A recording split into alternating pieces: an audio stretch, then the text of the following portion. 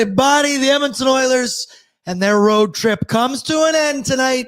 7 games in a row with travel included. All concludes tonight in downtown Vancouver as the Oilers get set for a divisional rivalry matchup with the spiraling Vancouver Canucks. Hello and welcome to Pre-Gaming with Bordzy, brought to you by Sherwood Ford, the Giant. Pre-Gaming is also a presentation of Bet365. Whatever the moment, it's never ordinary at Bet365.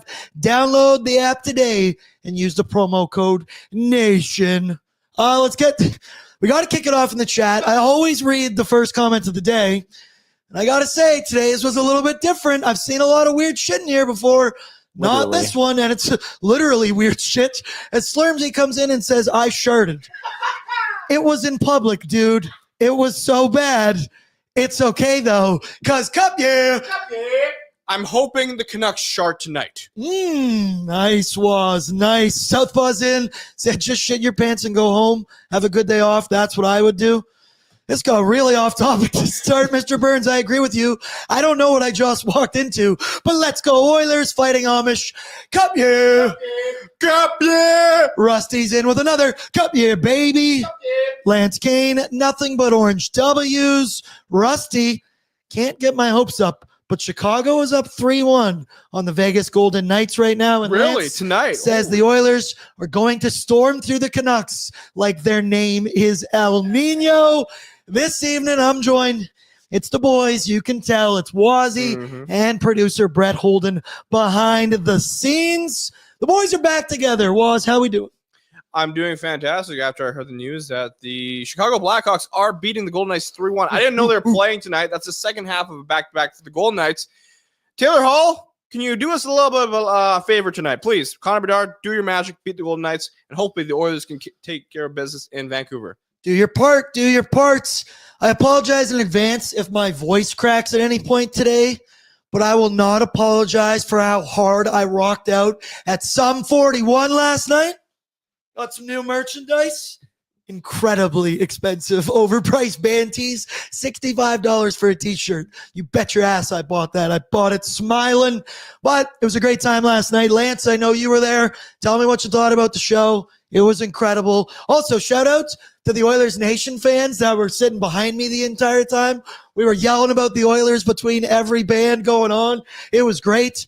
Shout out to the guy that said we should trade for John Gibson because we kind of went at it, and it was awesome. It was totally awesome. Shout out to everybody around me. It was an awesome time. Sum 41 is incredible. Big part of my life. Lance, great Instagram post earlier today that made me emotional. I agree. Sum 41 has been in my life the entire time. First ever CD, and they rocked the house last night at Rogers Place. But Wazzy Bear, we got some Edmonton Oilers to talk about, and it is the end of this very long road trip. I guess technically a 3-game road trip. Very weird. It's weird because they came back for 1 game in Edmonton when they played against the LA Kings. And it's an incredibly tough stretch for the Oil. With or without the travel, they've played a lot of good teams.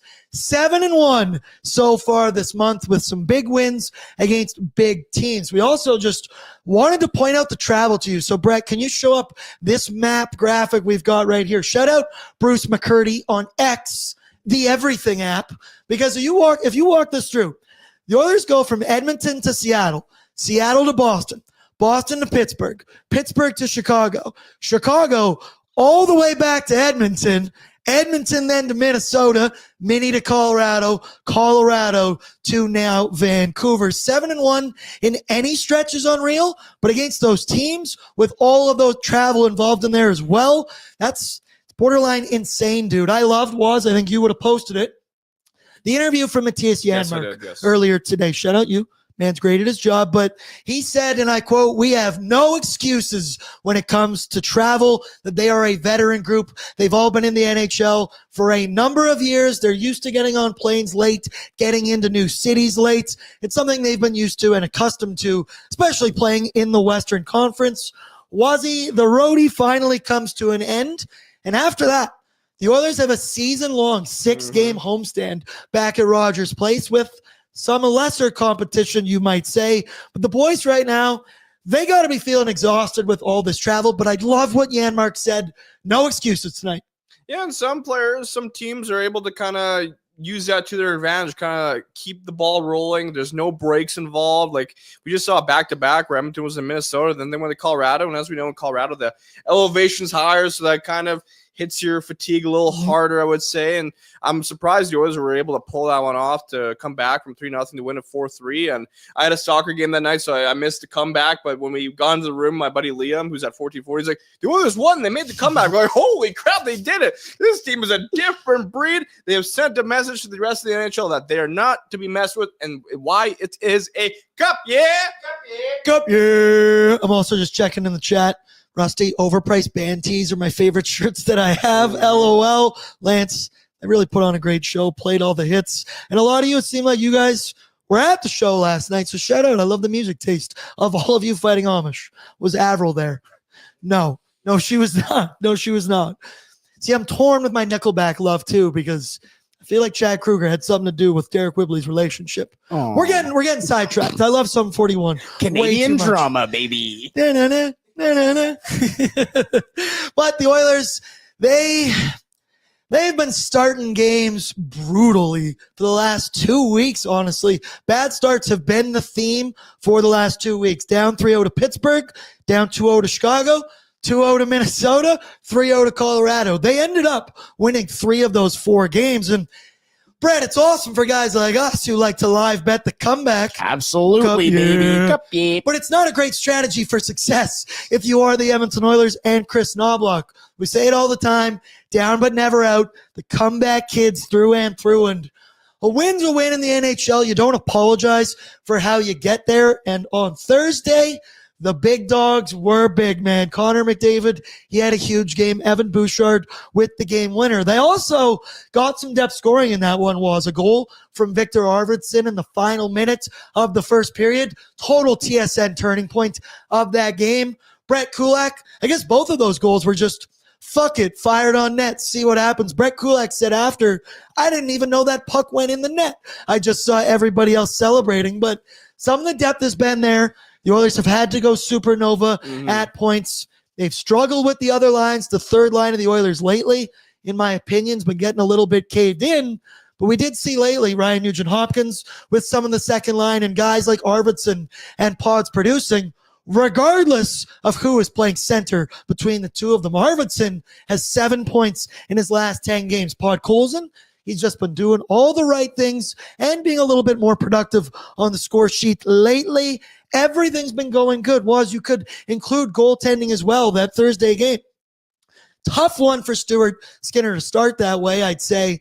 Shocker, the team in front of him played bad, and so did he. Then as the Oilers start to play good, so does Stuart Skinner. The point being right now, even if they're struggling with starts, the Oilers are kind of rolling right now. Yeah, and it's nice to see that they're getting depth from kind of all over the place. I'm looking at their last 5 games. Of course, you have Leon and Connor who've been kind of leading the charge, with Connor having 9 points in 5 games, Leon having 8 and 5. Evan Bouchard has 5 points in 5 games. Vasily Podkolzin 4 points in 5 games. Victor Arvidsson, I think he's been awesome as late. Not only is he chipping in offensively, but he's just kind of all over the net, being kind of a glue guy in that top 6, almost kind of just being good possession numbers. I find he's just been gelling. I really liked him. And fortunately, Arvidsson's out for a while. There was a little bit of worry because he blocked a shot against Colorado, and some people he's hurt. We heard this before. He's gonna be out for long, but he's good now. He's in the line. I'm very excited to see him play. Yeah, he blocked a shot. I think it was I forget who it was, but he took it in the foot. Then he didn't play the rest of the game on Thursday. But he's a warrior. But right, we all saw that, and we know Victor Arvidsson. The biggest thing with him is he has a history of being a Band-Aid. Yeah, so when I posted the information on our socials that, he's injured, people, the comments were me like, this guy's a piece of glass. But he's kind of proving us wrong by getting into the lineup tonight, and hopefully he's feeling all right. Rusty, describe the touchdown to me. I can't see it right now. Describe it to me. The Lions? I was just poking my head over to see if I could find it. I couldn't see it. It looked nice, though. Shout out. We got some good football this weekend. I've always been a big Lions fan. I ignored you right there when you said that because I didn't even want to get into it. What team are you riding with next year? Pick it now. I'm not doing that right now. He's going to pick the Dodgers. Let's go Lions. Yeah, also shout out you. Roki, how do I say it? Roki Sasaki, baby. Sasaki. Pour one out for Tyler Remchuk and the Blue Jays. He wasn't happy. He called me out on Twitter yesterday. Did he? Shut up. Yeah, I did. Yeah, because I tweeted out after the Blue Jays, quickly, I'll mention this. The Blue Jays made a trade, as you guys mentioned on O&E, to free up international cap space. So I was like, oh, that looks silly now. Pool. That looks silly. Well, I tweeted out and I was like, oh my God, they're actually going to do it. Like, everybody calm down. The Blue Jays might actually win this. They saw that one guy, Guerrero. Yes. They do. Okay, I got the team right, at least. Also, timeout. Sergeant Battle said, I can't believe Waz got cut from Team ON. Who's running that team? Team Canada. That video I had tears in my eyes. I got to see all the B-roll footage of you out on the ice. That was so funny. Great job. Our buddy Eli cut out my best parts. I actually hit the puck a couple of times, and he left it out. It's some BS. And the next day, Tyler kind of made a comment to me. He actually said a nice thing to me. He was like, your shooting's not bad. If you knew how to skate, you might have a chance. My favorite part was when Waz came back into the office and said, I hit the crossbar. And the video was the middle of the post. It's the same thing, man. It's not. It's iron. Also, the chat's being very complimentary to Brett right now. Oh, thank you. Nice hair, bro. Brett, you styling machine on point today, bro. I also got a haircut. Let's go. I have my dinner all over my sweater, so thank you. That can be your dinner later. Also, shout out Super Gremlin, my guy, boots on the ground in Vancouver. He's going to the game tonight. You boo and heckle the shit out of every single time JT Miller touches that puck, even EP40. More on it later. David Quadrelli, our writer from Canucks Army, said he thinks it's nearing jersey throwing territory out on the ice for the Vancouver Canucks because, as I said, the Edmonton Oilers are rolling right now. And you know who isn't rolling? The Vancouver Canucks. They are spiraling. Oilers fans rejoice. I said to Brett earlier, I'm filling up my metaphorical cup with Vancouver Canucks fans' tears, and I'm going to drink them. But I'm a sick pup, so I've been loving watching this internal collapse. I'm sure a lot of you in the chat are as well. It's just been awesome. There's so much drama going on and so many different factors. The big one, obviously, the JT Miller EP40 rivalry, whatever you want to say. JT Miller looks like the definition of checked out right now. His last interview he gave, holy shit, man. It's dictionary checked out JT Miller's face. And I also thought in one of them, he just despises the media right in front of him. Like, he looked like he was ready to throw hands at one point. And head coach Rick Tocchet, a guy who was very, very blunt. I think that's why he's appreciated in the NHL. Former player, former tough guy. He had quite the quote after the Canucks 5-1 loss to the Kings on Thursday. He said, and I quote, "It feels like every time he's on the ice, something bad happens." Ooh, that is quite the dagger into the heart. Miller only played .925 of even strength in that game, the lowest of every single Vancouver Canucks forward. He got caught puck watching on multiple goals. We got a camera angle of Tocchet screaming at Miller, and then he walks to the end of the bench. I don't think he saw the ice for quite some time after that, and it's not good right now, dude. It's not good. It feels like a foregone conclusion that JT Miller is going to be traded. There was a lot of trade talk earlier this afternoon, and he is yet to be asked to move his no trade clause or no movement clause, whatever you want to say. But it feels like it's getting done. And this Miller-Pettersson saga has been a little bit weird as well. I called it a weird Canucks version of Sophie's Choice. You can only keep one of them, and you have to send the other one out. Brett, we talked about this before. I think it's clear that they're going to go with EP40. I do think that JT Miller is the better player. We saw what he did in the playoffs against the Oilers. I think he's a dog out there, man. He is a dog. He's a borderline as close as you can get McDavid stopper at points. He puts up the points, but what did I say to you? I hate to use the word, but he kind of just looks like a super douche. Like, he just doesn't look like a very nice guy. And like in those interviews, we've heard it with other teams before. And right, EP40, his last 365 days have not been superstar caliber or superstar production, but he is younger. He's on the 8-year, $11.5 million deal. Weird situation, Sophie's Choice again. Brett, who would you rather keep? Well, I would rather keep Elias Pettersson. He's younger, has more of an explosive upside. I understand what you're saying here, but I don't think he's the better player. I think he's the more JT Miller, I'm saying. JT Miller isn't the better player between the two, but he's the more complete player. He can play a more of a 200-foot game than a guy like Elias Pettersson. He is young, much younger. He's on the right side of his 30s as well. Pettersson, I mean, and I say that as a guy who's 28 and very nervously approaching his 30s. But the other thing too is, and Waz, you were kind of mentioning it before we came live, Elliot Friedman mentioned on during the intermission today, during one of the games on Hockey Day in Canada, not Hockey Night in Canada, Hockey Day in Canada, that Miller is playing tonight. But it sounds like there are trade negotiations already in the works. Now, I'm trying to force a narrative here. Imagine if he gets traded halfway through the game. How That'd be sick. hilarious. I don't remember the last time that happened, but the one that's in my head is Mike Camilleri when he got traded and everybody's like, what's going on? What's going on? I want that to happen so bad. I would trade JT Miller over PD because he is older, more complete player, but PD has that more offensive upside in his game. Somebody just said Harrison Barnes in the NBA. When he was in Sacramento, he did as well. We thought the camera of Talkett coming up to Miller and saying slide the bench was funny. Imagine that one. Oh, get out, pack your sticks. Matt Duchene was also traded apparently mid-game from Good the one. Avs. I remember that one I think too. Doug Waite may have been traded mid-game. I'm looking through here on Reddit. So there's Doug Waite, you're in the chat. Let us know if you remember that. How'd you feel? Let us know what happened. Man, that'll be an all-time moment if he gets traded mid-game.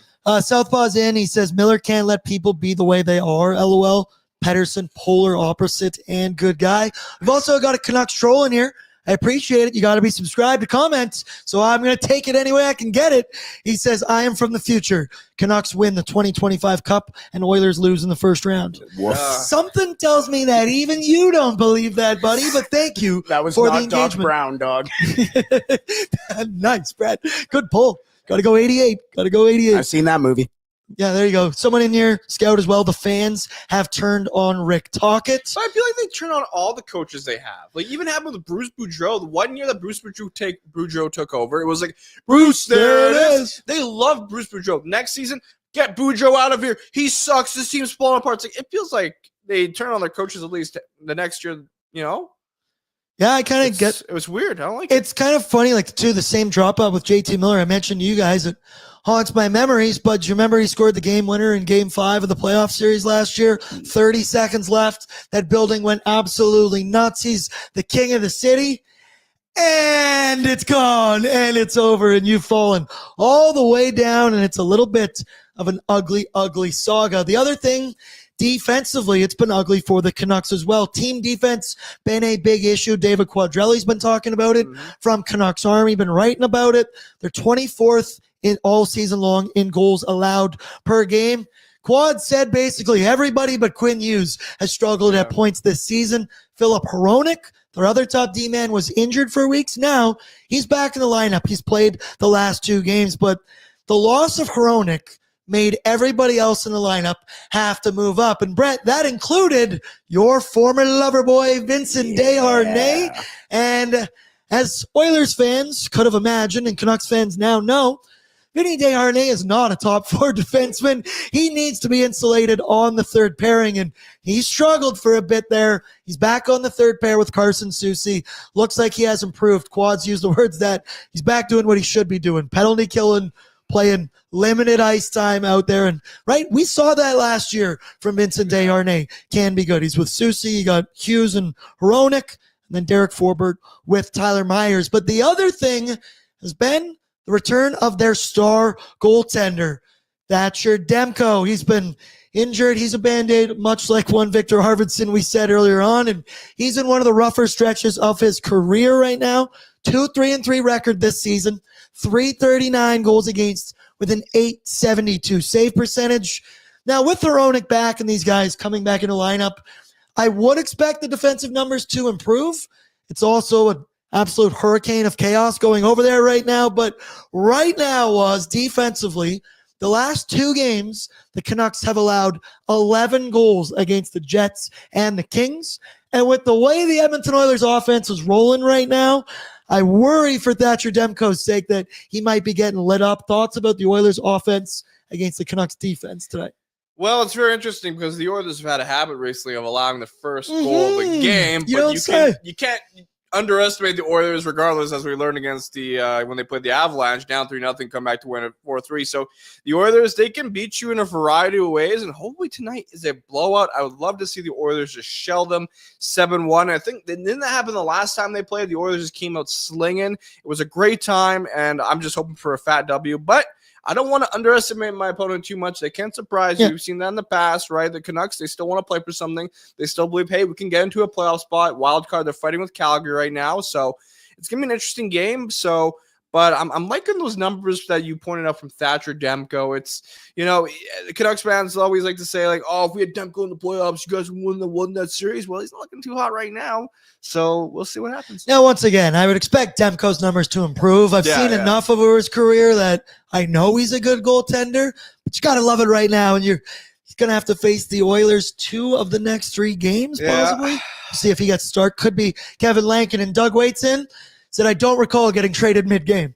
So there we go. Thank you, Doug Waite. Court, good point. All the same things that were happening under Bruce are happening under Tocchet. Kind of seems like it might not be a coaching issue. Great analysis. And then Brett Mackay and Dry says, Vinny, 3 points incoming tonight. Typical game from an ex-Oiler against us. Cover for me. I'm going to check what Vinny 1 point is. Brother, I almost genuinely tossed down a Vinny goal just because it's such a revenge thing. Hasn't he been playing better with Vancouver? But I was actually going to mention. Back on the third pair, yes. At one point, Vinny Desharnais was their most productive defenseman outside of Quinn Hughes. Right. He was on the power play, brother. Yeah. Well, yeah. Well, it was also because they were having bad defensive issues and injuries at the time. When Desharnais first joined the Oilers, he had that sneaky wrister that would get through traffic somehow. Yeah. I remember that, and he was thinking, this guy could probably score a goal or two. You know what I always kind of said? I think it would be absolutely insane to see Vinny Desharnais on the power play in front of the net. No, if you put him in front of the net and just because he would always be a menace in front of the net, your own net on the other side. Imagine trying to stand in front of their goalie and it's just Vinny Desharnais, and you're like, cool, sounds good. But what I wanted to mention just kind of quickly with Thatcher Demko, it seems like there's always a goalie in each generation who's elite when they're healthy. Mm-hmm. But they just can't stay healthy, whoever that may be, and it's starting to seem like this generation's elite goaltender that's always hurt is Thatcher Demko. Vincent Desharnais plus 1,600 to score a goal this season. Hammer it. What's up? Going right now? You go, Brett. You go. I don't know. No, they don't offer points. But they'll offer the goal there for plus 1,600. Let's go now to our need to know information, courtesy of our friends from Wilhauk Beef Jerky. Only the finest tasting meat products earn the Wilhauk name. Made from 100% pure Alberta beef, their jerky is aged, seasoned, marinated, and smoked to savory perfection. They gladly fill orders of any size. You can find their jerky, sausage, and other products exclusively out of their Leduc location. For more info, go to wilhawkbeefjerky.com. And then I see something else in there, a Super Chat donation, our Super Chat charity partner, the Ben Stelter Foundation.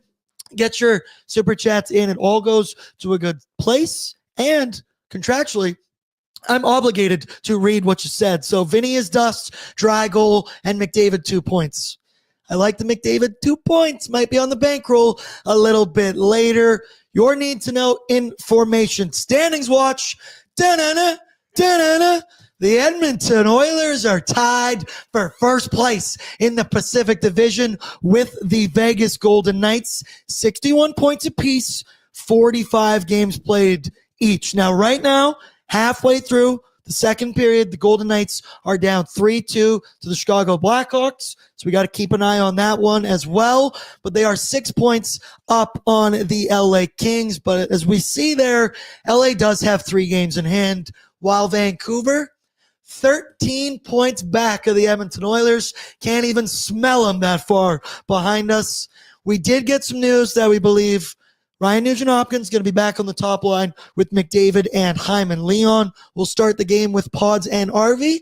And we do believe the Oilers are going to go 11-7 this evening. Brett, you got it there for me. Shout out to the boys, Zach Lang, Nuge, McDavid, Hyman, Pods, Dry, Arvidsson, Rico featuring Brownmark, Perry, Noah Philp, Ekholm-Busch, Nurse Stetcher, Kulak, Emerson, and Josh Brown.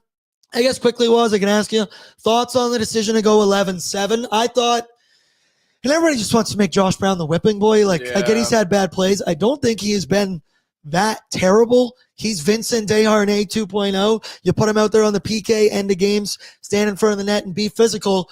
I also think in this game, things might get a little bit chippy out there. Saturday night, the crowd's going to be all over the Oilers and Stuart Skinner's ass. What do you think about the decision to keep Josh Brown in the lineup and I guess take Jeff Skinner out again? Sorry, dude. Yeah, I looked up like he was dead. I was just going to say, like he's listening. Well, he's still in Nobby's doghouse for whatever reason. Jeff Skinner, I don't know what it really is. He hasn't really played terribly. I haven't noticed anything terrible. I thought the fourth line in the last game was good. Yeah, but to bring in Josh Brown, which, I get it. I like toughness. I respect it. I think there's time and place for it. I was unhappy with the penalty he took against Minnesota when the Oilers were on a rush. We all know what happened. He took the penalty, and they get scored on. People were telling me that penalty is the reason the Oilers won the game. I was kind of, I don't know about that. But yeah, when it comes to physicality and dropping the mitts, that'd be something to see. Him and Vinny Desharnais, that'd be elite. Yep, I like that. Doug Waite says, Bordzy, do you think this is because of Ekholm being sick? Definitely could be a factor. Also, right, end of the road trip, all this travel going on could be a reason. Sergeant Battle. It's not that I hate Jay Brown, but Jay Skinner doesn't deserve to sit right now. I completely agree. Fighting Amish made me laugh. More like Vinny 1.25 updates. And then Southpaw, Jeff Skinner, he's up there. The press box. Yeah, I like that. Brett, did you have something to add there? I do, and it's just it's been kind of floated in the chat right now, but Friedman kind of clarified his comments today. He said, Miller trade was close, but something happened and he will play. People asked if he vetoed. No, I don't believe that is the issue. Some teams have permission to talk to him, but Pettersson asks to stay. Interesting. I love this drama in just Vancouver. Peeling back another layer of the onion that is the Vancouver Canucks. I just want right him now. to get traded halfway through the Drinking game. tears, I'm telling you. Exactly. Main line in tears right now. I'm feeling great. Tonight will also be the second meeting this season between these two teams. The Oilers beat the Canucks 7-3. Nice. Back on November 9th. Matthias Janmark had 3 assists in that game, setting up Corey Perry for 1 goal and Connor Brown for a pair of his own, including the playoffs last season. These two teams have been trading blows in their last 10 games. It's 5-5 records straight up in the last 10, with the Oilers outscoring the Canucks 34-32. So regardless of the spiral they're in right now, these two teams, no surprises, divisional game. They're going to be competing out there. And then finally, Stuart Skinner is going to get the start. 18-9-3 record, 269 goals against, nice 902 save percentage. But in his last 16 games, the Oilers, Skinner, Pickard, they're red hot. Last 16, 12-3-1 with a 214 goals against average and a 923 save percentage. The stew is boiling hot right now. The Canucks, their side of the info, they find themselves actually out of a playoff spot right now. 1 point back of the Calgary Flames. Yeah, well, we're going to have one of them in there, I guess. So whatever. Very interesting. Some numbers here, it's just not good. Team's gone 6-8-7 their last 21. They're 2-5-3 in their last 10 games. The spiral is very real. Quinn Hughes, he's probably the only bright spot right now on this team. 48 points in 40 games, leads the team. Could be another Norris Trophy in his future. Weirdly enough, Connor Garland is actually second on the team in points with 31. Well, Jake DeBrusk has 17 goals and 29 points. There's some team numbers here. Brett, do we have that dead? Shout out you. Shout out Pat. Here you got to look at that. The Canucks only lead in the PK category down there. They're 22nd in goals per game. They are dead last in the NHL in shots, averaging only 25 a game. 24th in the league in goals allowed. but 10th in shots allowed. It's very weird. 15th on the power play, 13th on the PK. So right there in the dead middle. And then finally, Thatcher Demko is going to get the start tonight. 2-3-3 record on the year. So let's go now to our Sherwood Ford Giants storyline this evening. Because if you're tired of dealership hassles, well, Sherwood Ford in Sherwood Park is all about convenience and upfront pricing with their Giant Deal program. Get clear, no nonsense pricing on new and used Fords online with all incentives included. Plus, enjoy the ease of mobile service, free pickup and delivery, and same day or next day service appointments. My storyline is that I get it. I understand the Canucks are reeling. It's an absolute disaster in that locker room right now. But guys like JT Miller, yes, he's on the chopping block. He's a competitor. He's got pride. He has looked checked out. But you're going to tell me you bring the Oilers down there into Rogers Arena. He sees number 97. He's going to be highly motivated. Who knows? Might also be showing off to some other teams trying to show him off. What's the word I'm trying to use? Showcase. Trying to showcase him. But everyone is getting up for this game for sure. Emotions still fresh from the NHL playoffs. I said I expect the Canucks crowd to be all over the Oilers and Stuart Skinner to start this one. It's a big game for both teams. Sometimes a hungry dog does run faster. The Canucks are starving for a W right now, and you add in the factor Oilers' bad starts recently. Final game of a road trip, you could maybe see them pack it in, but they have been dogs lately. And there's another interesting point that Quads made, and it was with the way the starts go. If the Canucks go up 2-0 in this game, the crowd, they'll be into it. They'll be chirping, they'll be screaming, they'll be yelling, bringing the energy. But if the Oilers go up 2-0 to start this hockey game, Quad said we are staring jersey throwing territory out on the ice. All I want tonight is to see a Canucks jersey in the middle of the ice. So starting, that's going to be a key to victory. But my storyline is as bad as they've been. It's a division game. You're going to get up for it. Emotion's still there from the NHL playoffs. Can't take them lightly, Wazino.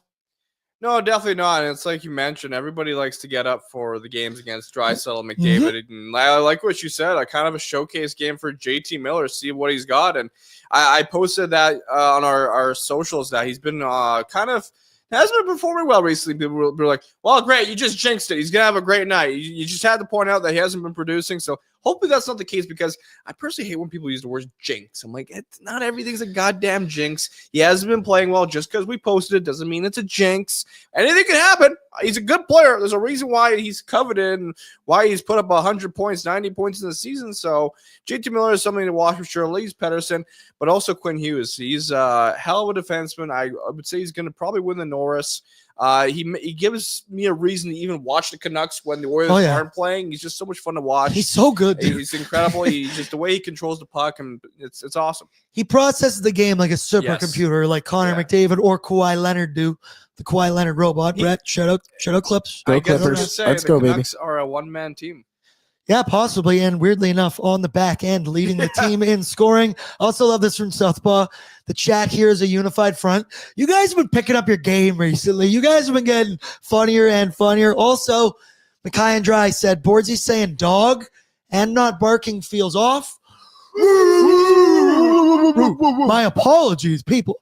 Still exhausted from last night. It was getting serious. There was Sergeant Battle put in there. He said Barkgate. Yeah, so sorry, guys. So I was barking last night at some 41. I will bark again today, and I will bark later tonight, hopefully, after an Oilers win. So we just looked at the lineup there, and we get an idea. We did kind of mention Victor Arvidsson there, right? 7 points in his last 10 games with or without Leon Draisaitl down the middle of his line. We talked about it. We posted a clip, Brett. Also, RV. I think that nickname I think it's taken off. Great nickname. I think it is. The shirts could be happening. Also, the football game has 45 points scored right now. Yep.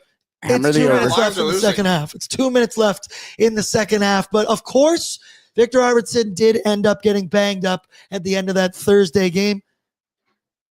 He missed the final 7 minutes of the game. There's chaos going here in the studio. Brett just walked out to go deal with whatever that is. It was a Keaton Middleton shot. He took off the inside of the foot, finished the shift, being a dog, but he didn't return. He skated with Leon and Pods this morning. He will be going. He's been a big part of the Oilers' depth scoring. Like I said, 7 points in his last 10 games. And when the Oilers have been going supernova lately, it does feel like Arvidsson's been one of the very few play drivers out on the ice when neither McDavid or Draisaitl are out there.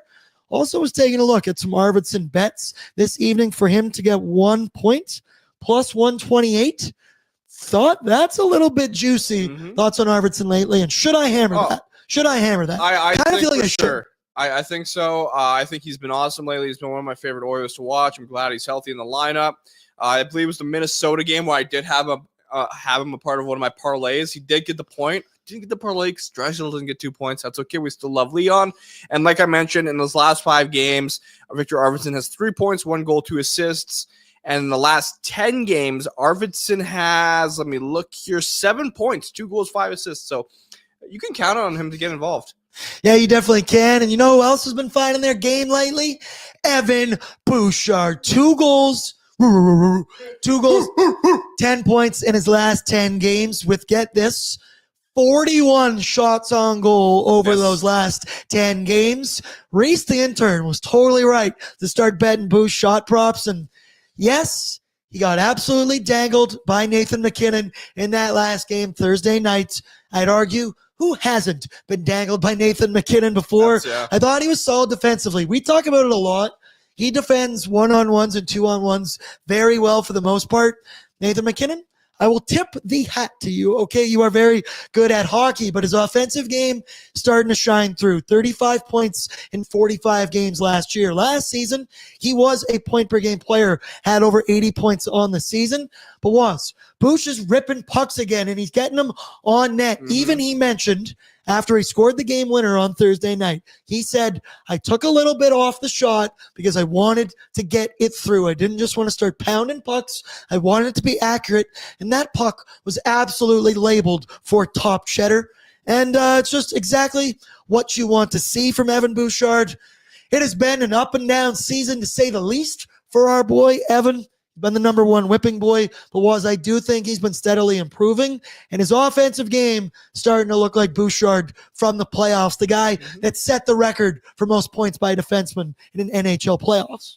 Yeah, I've often found that Evan Bouchard's a little bit of a misunderstood defenseman because you don't say. People tend to view him just as a power play specialist, that he can only do the Bouch bomb, and that's all he's good for. There's a reason why he's valued so highly. There's a reason why he gets so many minutes next to Matthias Ekholm. I understand the right side of the Oilers depth chart is not great on defense. Or John Klingberg is the right shot, correct? I do believe so. I do believe so. He'd be slotted there. But still, Evan Bouchard, he's got great chemistry with Matthias Ekholm. He's had a lot of success playing with Leon Draisaitl and Connor McDavid for good reason. I think they benefit because of him, the way he's able to transport the puck back up and down the ice. And right now he's got 10 points in his last 10 games, 2 goals, 8 assists. And of course, above him in these points is McDavid and Draisaitl, as per usual. But usually when you look at the Oilers totals throughout a year, it's McDavid, Leon, and then Bouchard. He's usually hovering there with the amount of points he can get. Dude, I said he was a point-per-game defenseman last season. Also, yes, John Klingberg is right-handed. Quick, go around the room. How do we feel about that signing? I feel like the kind of message has been from everyone. It's kind of like the free bullet thing. Yeah. I mean, the $350,000 signing bonus. Well, I'll say whatever. I guess that does something with the money you've accrued. Is I guess then whatever. I'm okay to take a swing on this. There's not really much of a downside. It was all the talk of my section at Sum 41 last night. All we were talking about was John Klingberg and whether he's been known as a power play specialist. Wasn't very good the last couple of years. Then has major hip surgery. Won't be playing on the power play. So who knows? But for $1 million, agree with me? Like kind of wait and see. He's got some chemistry. Also, Matthias Janmark, they played a bit together. They grew up, not grew up, but they were brought up Those together. Those photos were sick. Yeah, Shout out Yanni. They started their careers in Dallas together. I think Matthias Ekholm and him, they played for Team Sweden, I believe. So there's a little bit there, and he's a good depth addition on the back end. You can't have too many of those, which is nice. And we've always said, right, puck-moving defenseman, we think works best with Darnell Nurse. He is a puck mover. Brett, quick thoughts. I like it. Initially, for me, it's kind of like the nervous sweat. If he hits, he hits. That's great. I agree with Tyler where it's like, I don't want him to change our deadline plans. I still want us to go all in and pick up a guy. If he works, he works. We've seen him be a top-notch defenseman, top-tier defenseman in this league for years. And so if he can cook, he'll cook. I'm fully behind it. It's going to take him a couple games off. He hasn't played since 2023. Yeah, because I think he's got like 14 months or something like that. It's been a very, very long time. I also have a thing, too, with the people who are like, oh, my God, it's not league minimum. It's $1 million plus the 3.5. Yeah. Are we really killing ourselves over $350,000? You're not signing we did that about Corey Perry. It's right. If you do a little for Perry, exactly. You do a little for Janmark, and you do a little here, that does add up to $1 million. It adds up, but if we're looking at a singular transaction, like this is not going to move a needle on a guy. There was news the other day that the salary cap is going up next year. 92 to 93 million. Going up considerably. Final Buzzer says, is he going to have conditioning? I think so, but he's also been saying he's been skating on his own for months with a junior hockey team, I believe, right? That was what I was going to say, with a junior hockey team. So some young bucks trying to keep up with the young bucks. They're going up and down the ice, trying to keep up as well. Final thing I got for the Oilers, they're 8-1, 8-1-0 in their last 9 games. They have a record of 19-4-1 over their last 24 games, which is a ridiculous heater. Currently riding the 4-game win streak, but 3 of those 4 wins have been multi-goal comeback wins. It's added to this weird confidence in the room that it's actually kind of sick. At the beginning of the year, they weren't finding those ways to win, but it is happening now. I'm literally talking. I'm sorry. And you're trying to...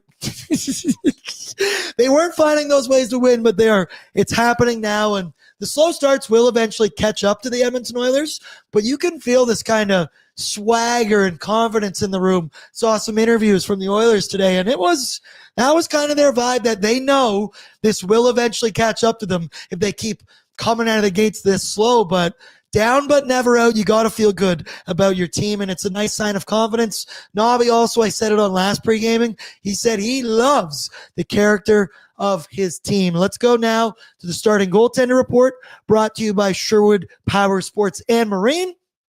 Hit the trails this winter and the waves next summer. As fellow hockey fans, the team at Sherwood Power Sports and Marine are all about helping Oilers Nation fans gear up. Home of an ATV for just $50 bi-weekly, or cruise the open water on a boat for as low as $105 bi-weekly. Power Sports and Marine are hockey fans helping hockey fans get ready for their next adventure with motorcycles, quads, e-bikes, and boats. Waz, what did you try to show me? Oh, the Commandos got another touchdown. They got another one? Yes. Also, the Golden Knights tied the game up. Yeah. Yeah, I was trying to make the update, but Blackhawks scored. It's 4-3. Yeah! That's awesome. Nice. Yeah. Nice. It's 31-21 and not even halftime. Not helping my parlay. I cheer for the Lions. They tend to lose. What a surprise. Seems to be a common denominator. You're the common denominator, exactly. Goaltenders tonight, Stu versus Thatcher Demko. Love seeing that. All 3 categories should be 3 shutouts, but we're keeping that asterisk all year. I mentioned Stu, 12-3-1 in his last 16, and he had that rough start against the Avalanche, down 3-0 in the first period. Like I said, team was bad in front of him, so is he. Team improves in front of him, so does Stuart Skinner. And third period, he was making clutch save after clutch save after clutch save. Those final couple minutes of that game had my heart beating out of my chest. He was making big saves, all about how you finish. You would like a better start, but hey, it is what it is. Expecting another big game from Stu. There's obviously some emotion playing the Vancouver Canucks this evening, and kind of with the way this Canucks forward group is reeling right now. JT Miller's not playing well. You like Stu's chances tonight to have a good game. Yeah, I'm I just hope he can. He doesn't allow the first goal of the game or the first shot, and I hope the Oilers can score first. I think that'd be great for Stu's confidence just at the start of the game. But I like what you said at the end of that Colorado game where he's making big save after big save. And as someone who didn't catch that part, it's just nice to hear, because we hear from people like, he doesn't make that save or the right save. I'm like, whatever. Stuart Skinner has been soft with the Oilers recently. I think he's been more consistent than usual, which is a good sign. And hopefully he brings it here against Vancouver. Also, by the way, before we get, should I add Thatcher get Demko's stats against Vancouver or Edmonton? Yeah, give them to me. Yeah, career stats against Edmonton, 919 save percentage and 278 goals against average. Thatcher Demko last played the Oilers on November 6th, 2023. We did also get confirmation. Jeff Skinner's out. Josh Brown is in. We'll go through the Canucks in just a second. But yeah, Demko, I'm seeing the Canucks troll in here. Saying Demko Skinner. Okay. Once again, thank you for the engagement. Thank you for the engagement. I really appreciate it. Who even played in the playoff series? I was going to say, what's your best ability, Brett? Availability. Took the words right out of my mouth. I wish it mattered if he could stay in the net. But I mean, it's like arguing whether or not I can't even come up with a good. This is just stupid. I'll pick it up after you there. Thank you. Appreciate it. Thatcher Demko, he had a very, very good season, man. So I don't expect these numbers to continue at all. Defense will improve. His numbers will as well. But last year, 2.45 goals against with a .918 save percentage. It's Vezina caliber right there. Yeah, but he is Team USA, right? I believe so. Right? Yes, of course. Yeah, yes. yeah. They got a lot of goaltenders over there, so who knows? Let's go now to the away lineup brought to you by Greta Bar-Yeg, my favorite spot in the city. And the reason Brett's laughing is because I made an appearance at Greta last night, and let me tell you, Bordzy kind of made a fool of himself. Greta staff, I love you all. You guys are the absolute best, and it was pretty funny. I was on one last night. I will say I was on one, and they take such good care of me. It was beer after beer after beer, and it was a great time. Greta, my favorite spot in the city. It was lit at Greta last night, not just me, a lot of people there. And it's Saturday night tonight. Great for pregame, great for postgame, great TV setup, great food. It's just great. Switch the letters around. Greta is great. Okay. We did just get some news here from Quads. So this might be different than what we have here, Brett. I don't know if you got the Quads tweet, but what Quads said, he just tweeted 5 minutes ago, based on top 6 line rushes, DeBrusk, Pedersen, Besser, Hugh Suter with JT Miller and Connor Garland. And then I'm assuming the bottom 6 is going to stay the way that it has been before that. So, Brett, you can throw it up. You just imagine this. Oh, shit. No, that's completely switched. Yeah, that is. So we'll see. We know about the top 6 at least. I'll let Brett take his time here. Try and get this one. Deep pairings. Hughes and Aronik. Derek Forbert with Tyler Myers. Carson Soucy with Vincent Desharnais. And we did Jeff Patterson, shout out, he's our coworker from Canucks Army. He said that he thought the Canucks were going to roll with the same line combos, because that's what they did in their morning skate or whatever. And it was unusual because they've been absolutely shit-stomped the last 2 games, allowing 11 goals against. And the other note that Quads has here is he says, I'd anticipate Elias Pettersson gets the Connor McDavid matchup tonight. Bye-bye, JT Miller. They're not even letting you do that anymore because they can't trust you. And with Talkett's quote that whenever something bad happens, you probably can't put him out there against 97, but maybe that means 29. The other guy I want to talk about is Jake DeBrusk. Love him. Edmonton boy, the son of Louis, having a solid first season with the Canucks, providing some much-needed scoring. Also, timeout. These stories about his stalker are insane, man. Interesting. That's outrageous. Can you clarify at all? I mean, I don't know her, but she's getting banned from arena to arena. Wow, really? Brett, we went through her tweets. Yeah. My Lord, man. Yeah, so I kind of know, I know Jake's girlfriend, Mia, and so just I've been kind of following because obviously I think it's crazy, but from what I understand is that this started in Boston. Yeah. They started really following him around, thought that they were going to get into the media and a job because of Jake. Kind of falls in love with Jake, has been following him around to game.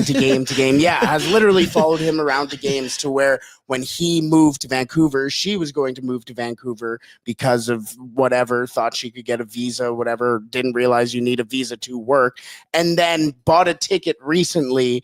When she showed up to the game, they said, yeah, come on in, escorted her to like the security office and kicked her out. It's pretty serious. It's honestly really messed up, and how delusional you have to be to consistently sit in there and be denied and go, no, Jake loves me. It's going to be forever. Like, it's just crazy, weird. Man. She was really like, I need Jake. He's going to fix me, and I'm going to get into media moving. She's like, I don't get why you think it's crazy. Either way, let's get back to the ice. He's going to be so happy. Jake, that's tough, dude. Stay safe, brother. You're the enemy, but that's way too much. Also, I think the feelings of the Canucks troll have been hurt.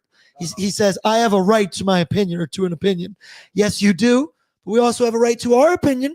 And if you're going to come in the chat, no shit, the Oilers fans are going to start coming at you. Do you know how to be a troll? Come on.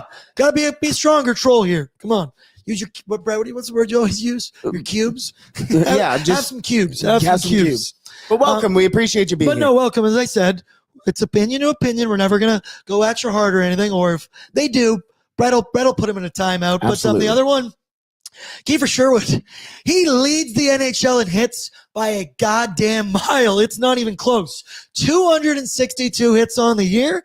Second place, 172 from Garnet Hathaway. Sherwood, he's been one of the few bright spots in the forward group. So he's been laying the body. He also has 13 goals so far this season. So it's looking like he could score 20. Definition of a spark plug, I would say. Look for him to be laying some big hits early. Connor McDavid with speed. Keep your head up when Kiefer Sherwood is around. But he's a guy that's been very surprising. Quad set in the forward group right now. He's the only bright spot. Quinn Hughes, the only one on the decor. Kiefer Sherwood, and then Brett. I mean, I guess we can. I was just going to say, do you have a player to watch? Do you guys have a player to watch? Player to watch on the Canucks? Yeah. I would say with Kiefer Sherwood, just because he brings a little bit of a physical element. He can get a bit scrappy and get in your face. And he's one of those players that can really kind of he tries to get under your skin. So it's something to watch, I think. He might get the best of some of these Oilers. And I could see him and Darnell Nurse getting into a scrap. Ooh, that'd be Josh Brown. I was going to say, give me a Josh Brown Tilly. Give me a Josh Brown Tilly. I know that these lines aren't the right lines, but just to give so you we can see the players. Visual of the roster. Yes, absolutely. For me, I would honestly go with Philip Hronek. I thought you were going to say Phil DiGiuseppe. What? The pizza guy? I could have said Phil. I looked at Phil DiGiuseppe and went, maybe. But no. Philip Hronek, coming off of an injury recently. Interesting to see. Interested to see how he'll be integrated back into the lineup. Want to see the impact that he has on this team that's been floundering recently and has had some issues as well. Want to see how he makes that defensive core better as well. So for me, Philip Hronek for this team. He's been back for 2 games now. He was injured November 27th, so he was out for quite some time. That's a big gaping hole on the Canucks back end, but pause. Last 2 games, he played 20-50 time on ice and 22-13. For my player to watch, I would go Jake. I also love games when Louis calling his own son. It's awesome. Also, someone let me know. Do we know who's on After Hours? I couldn't find that earlier today, but maybe as a player to watch, obviously JT Miller. Make sure you keep an eye on him on the bench if he freaks out or not. But Connor Garland, second on the team in points, 31 points in 44 games. I could go with Connor Garland. He was good in the NHL playoffs last year, the second round against the Oilers. So could see some of that. And then I looked. The Commanders are up 10 at halftime right now in the Detroit Lions, 31-21. Liam's probably already turned off the TV. Yeah, Liam's probably freaking out right now. Let's now talk some bets. It's time for Bordzy's Bankroll, brought to you by Bet365. They're a proud partner of PREGAMING. Open an account with them today and bet on a huge range of markets. Whatever the moment, never ordinary at Bet365. Download the app today and use the promo code NATION. All right, Bert, hit it for me. We're going with Evan Bouchard and Connor McDavid. Really, your first one, because I'm riding with Insured Reese. Bouch over 2.5 shots on goal. It's only -110, but as I said earlier, 41 shots on goal in his last 10 games. He has 26 shots in his last 5 games. It's been insane. He obviously hit double digits at one point. The other one, McDavid, 2+ points, -115. He has 67 points in 41 career games against the Canucks with 24 goals in there. He's also hit this in each of his last 2 games. It's Connor McDavid. It's Saturday night, hockey day/night in Canada. He's going to be showing up and showing out. And then the other one is a Bouch 1+ power play point. A little bit more juicy, +180. I looked it up. The Oilers scored 6 power play goals in their 7 games against the Canucks in the playoffs last year. Bouch has been red hot, ripping the puck. And then we were thinking about the power play today. And Brad, we're both guys that are Bush is the quarterback. He gets the most touches, and with the juice that comes along with him, it's just kind of always the one I bet when it comes to a power play. Bert, what do you think about those 3 bets? Which one's the best? And then do you got any spiders crawling around? Well, okay. First of all, pause. We don't like that. We don't let spiders crawl around. We kill them. Sorry, that's how I kill spiders. That's how I kill spiders in my basement because I need adrenaline. For me, I like the first 2. I am a big Bush shot guy, as you obviously know, and thank you, Reese, for putting me on the train, as well as I do have little McDavid 2+ points as well because I do have a spider, Bordzy, and also just to speak to the power play point, I like it. Just don't know how Edmonton's power play is going to do tonight. Not really willing to kind of lay that down for me personally, but I do have Spida, as mentioned. I have Edmonton money line. I have over 4.5 goals, total goals in this game. McDavid over 1.5 points. So as mentioned, there's 2+ points. Leon, goal in this game, 1+ goal. Bush, the Bush shot prop, of course. Darnell, over 1.5 block shots. I know that I want MB, but they don't offer it, so I couldn't go with MB. Then I have Stu with over 21.5 saves, a stat that you told me that is very distressing to me, is the lack of shots that Vancouver Dead takes. last in the NHL. Hey, okay, that one's not going to be fun. And finally, also going to flip it on the other side because I think Edmonton's going to hammer shots at Demko, over 24.5 shots for me. So hoping finally that might be the one that does it responsibly for me. Speaking of blocked shots and bets, hit it up for me, Brett. We still got it to the counter. We sure do, baby. If a reminder, Brett and I have made a very stupid bet with one another. I get Brett Kulak. He's got Ty Emberson from the Avalanche game on. Who has more block shots between the 2 of them? The other guy's going to have to get tattooed right here live on Pre-Gaming, ideally first game of the playoffs. The turnout, the DMs, the ideas for tattoos. It's why I love the Nation Citizen. You guys are the best because holy shit, my DMs, it was flying in. So many good ideas. So many tattoo artists hit me up and were like, I love the Oilers. I love what you guys do. Really? I'm a lifelong Edmontonian. I want to come out. I'm like, I don't know how I'm going to pick. I don't know how we're going to do that. We'll spin the wheel. Yeah. Let fate decide. Let fate decide. But we're tracking this all season long. And it was funny the last game because Brett and I, anytime the Oilers took a penalty, we're like borderline excited because Kulak and Emby are way more likely to get some block shots. And then it was also weird because we were borderline cheering against the other guy, which made me feel very dirty and whatnot. Get off the ice. We're going to do it. We've been riding, people. Keep throwing in the tattoo ideas if you got them. And of course, Ty Emberson of that game was the only defenseman to not record a block shot. So for me personally, I am now heavily sweating this bet.